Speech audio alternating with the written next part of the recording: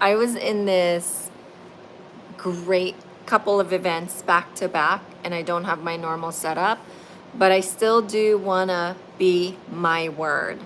And I still do want to go live without letting this day pass because I made a commitment. I am actually in my husband's garage, and I made a commitment that I was going to do a live for 31 days in the whole entire month of March. Hi, my name is Kareen Mills. It rhymes with bills. You know the one, the dollar bills. Okay, tonight we are talking about my part one immigrant story. I've been promising you guys that I will tell you the story, but I haven't told you the story because I've just got so much credit information content, financial content, and all of those goods. But tonight is the night where we're gonna talk about my immigrant story. So I was born and raised in the Philippines. I came to America, broken English on Cinco de Mayo of 2000. Cinco de Mayo of 2000. That's going to be 24 years ago. I was 20 at that time, and then I turned 21 the next month. So I came here with broken English, and in 4 months, I went from broken English to broke, and very, very broke. And here's the story of that.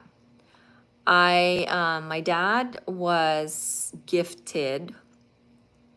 My dad was given, let me see this. No, it doesn't rotate. It doesn't give me the horizontal version. Let me see. You saw the tools and everything in the garage because I flipped the camera and all the mess. You saw the mess, but I'm not gonna care about it. So I came to America 20, turned 21 the next month. I had broken English. I went from broken English to broke in 4 months. And that's where my story really, what I like to call the rubber meets the road, when it gets really interesting, because it's not just I went from broken English to broke in 4 months after being an immigrant to this country. I also was minus 18,000. And I'll tell you this specific story as my part one because it was challenging. Imagine being minus 18,000 and you are new to the country, got nothing on your name. I worked for Walmart. My first job was Walmart cashier. And a lot of people say don't share that information. And I'm like, why the heck not? Why do you not share those information? What's the big deal? So I was a teller at Wells Fargo about that 4 month, when the 4 months hit. And the reason that I was minus 18,000 was because I got sued due to a car accident. So here's the details of that lawsuit. My dad had already had a lot of family when we all came in America. So we got a lot of hand-me-downs, which is such a blessing when you're new to this country. It's truly a blessing when you have families giving you hand-me-downs. It gives you a really good start without struggling too much. So I feel like even in our immigrant journey, no matter how hard it was, we still had it pretty good, right? So my Aunt Carol pretty much drove her 1989 Honda Accord from Georgia to Southern California, where we were living, and delivered a gift to my dad and, of course, all of us as my dad's family, and titled the car for $1 over to him for a price of $1. And then at the time, I had just gotten my teller job at Wells Fargo. And I had a teller training around that time, 4 months after. Let's see, I got to America May of 2000. I got my Wells Fargo job September of 2000. And let me see, May, June, July, August, September. Yeah, I got my Wells Fargo job September of 2000. And I got it in a car accident. Well, unbeknownst to me, my dad actually went to an insurance office to insure it with just really basic insurance that it needs. Well, unfortunately, he was also looking for cheap insurance. And for those of you out there that, since we are in financial education and insurance is such a large part of the financial education, for those of you out there that is trying to be super cheap with your insurance, and guys, I apologize if it's moving around a lot. I'm on my mobile phone. I don't have my normal setup, but I promised you that I was going to go live or create content every day during Women's History Month. And so he got an insurance that didn't cover me. I was excluded in the insurance policy. And that insurance policy, because I was excluded, we received a lawsuit in the mail against us. It was my dad as the owner of the car, myself as the driver of the car that got it into an accident. And during that time, I didn't know what to do with the court papers. Like, as a new immigrant to this country, I didn't know a lot of things. Like, there were a lot of things I did not know. And so getting served like that, I for sure did not know what to do. It caused a lot of shakiness feeling. It caused a lot of emotions for me. Because remember, I've shared this before where when we came to America, if you can probably relate to this as an immigrant, I pretty much became everybody's parent, right? I became everybody's parents. At that time, my younger siblings were still younger, minors. I was the only one that was of age. My dad and mom depended on me a lot in terms of reading, taking them to the banks, all of that stuff. So I became their parents. In essence, I was responsible for a lot of things as a 21-year-old child of an immigrant. So we got that lawsuit. I didn't know what to do with it. I just laid it on the table, tried to forget about it because it was too stressful. But remember, I just started my job at Wells Fargo, and what happened was they started harassing me. Through that lawsuit, I started getting harassed at my Wells Fargo job. And I was so stressed out that I literally went inside our break room and I started crying on the corner. My boss at that time, Marcos Castro, was giving me and handing me a yellow page book. And that yellow page book, as he was handing it to me, he said, "Here's a yellow page." You guys remember that yellow page book? We didn't have Google at that time. As he was handing me that yellow page book, he said, "Call yourself an attorney." And in my mind, an attorney was equivalent to a lot of money, and I did not have a lot of them. So because I did not have any solution, my only real solution was to give it a try. Just give it a try, Corinne. So I opened the book, and the first thing, and back in the days, the bigger your ad is on the yellow pages, the more supposedly powerful you are, the better you are at the service that you provide. So I actually just opened the page to the lawyers, and the first ad that I saw in the yellow pages was an ad for Ernesta Vargas and Vargas law firm in Pasadena, California. To this day, I could still remember his phone number. Ernesto Vargas is awesome. If you ever have any personal injury situation and you are in or around California, Southern California, call Ernesto Vargas. He's the man. Ernesto Vargas of Vargas and Vargas at 626-440-1111. I still remember Ernie's phone number. 626-440-1111. That's his number. And so I called the number. Ring, ring. And Ernesto answered it on the other line. So I shared with him everything. And he said, why don't you fax over? Remember fax machine? Why don't you go ahead and fax over the court documents and I will read it for you and I'll see what I can do. And in my mind, attorneys are expensive. I wonder how much this is gonna cost me. So I did it anyways. Like, one of the things that I always do in this life is no matter how scary it is, I always do it anyways and I give it a shot. And so Ernie reviews it, calls me back a day later and said, okay, Kareen, in this $18,000 personal injury lawsuit you have, there is nothing I can do to make it go away, but I can make it better. I've made some phone calls to the AAA attorney that is, that's representing AAA insurance, and they're willing to cut it in half at $9,000. Payable $100 every month until you pay it off, no interest.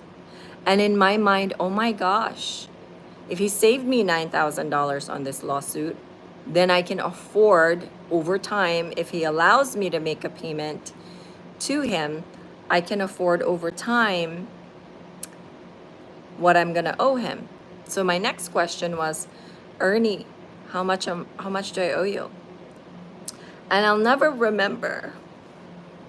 I get emotional about this. I get very emotional. I will never forget.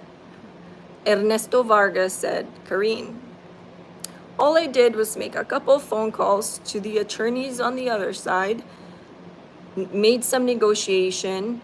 You owe me nothing. And remember, I came to America May 5th of 2000. I went from broken English to broke in 4 months because of a lawsuit.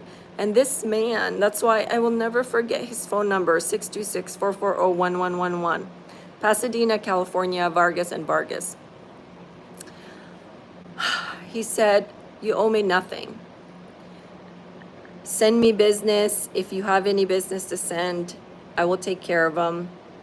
And he was also an immigrant at one time in his life, so he could relate. And from that moment on, because of the kindness that that guy gave me, I've never even met Ernie. And Ernie, if you're listening, thank you from the bottom of my heart. I swore to the universe or whoever was hearing me. And this is the thing, guys, when you declare, it will happen in the future. I declared that one day I'm going to be the insurance professional my father never had. An insurance professional that educated their client. An insurance professional that cared to take time to explain things. An insurance professional that my father never had. 8 years later, I became an insurance professional. I own my own practice. I opened my practice October 1st of 2008. In November, during Thanksgiving. Before Thanksgiving, I wrote a letter to my personal injury lawyer, Ernesto Vargas, and I said, Ernie, I gave him like this essay of letter telling him that he was part of my journey and he made an impact in my life for doing attorney work for me and did not charge me anything during my moment where I was so down there. Minus $18,000, 4 months immigrant to this country. And he called me. He congratulated me and said, we do work for your insurance company too that you represent. And it was 8 years later after I declared and pointed my finger above, whoever lives above, and I know it's God. One day I'm going to be the insurance professional my dad never had. And I did. And one of the things that was part of my practice and part of everything that we did was to always tell that story to every single one of our clients. No matter how much it took, no matter how much it takes, every appointment we did, to share the story of my insurance story. And here's the funny part about this story number one, part one. And I'm going to end it soon, but here's the funny part about my immigrant story, part one. When I declared that one day I'm going to be an insurance professional, I forgot about it. I totally forgot about it. And when in 2005, I met my husband in Las Vegas. And when I came and moved to the state of Oregon to be with my husband, I had my Wells Fargo 401k, I had my car insurance that needed to be moved. I had so many things that I needed to move. And I had to move it. Of course, my husband introduced me to his insurance professional, who then became the catalyst of me becoming that insurance professional 2 years after moving here. And so I say this to say that when you declare something, no matter how hard your life can get, you are declaring something, you are putting something in motion. And that's truly what manifestation is putting something in motion by declaring that one day you're going to become X, Y, Z. One day you're going to get there, one day, and that one day will come sometime in your future. It will loop back around and will get to you. It took mine 8 years to get there, but I got there, and that is the end of my immigrant story part one. Thank you guys for listening. Again, if you've not subscribed to my YouTube channel yet, make sure you hit the subscribe button below so you can maybe hear part two of my story. And part two is probably another something that I can get emotional with too, but I'm trying not to. You guys, immigrants in this country, you can do it, whether you're new, you're going through a challenge, you've been here for a long time. There's so much light at the end of the tunnel. Seek. When I say seek, seek for more. Don't get comfortable. Seek for information. Seek for self-education. Because I know culturally, there's a lot of people that move here in this country. Culturally, we don't have a lot of those things that we eventually learn as we grow here in the United States. So seek and you will find. But sometimes while seeking, you may need to be patient. So my name is Kareen Mills. It rhymes with bills. You know the one. The dollar bills. Subscribe to my YouTube channel. Share this to an immigrant. Share this to somebody that's going through life.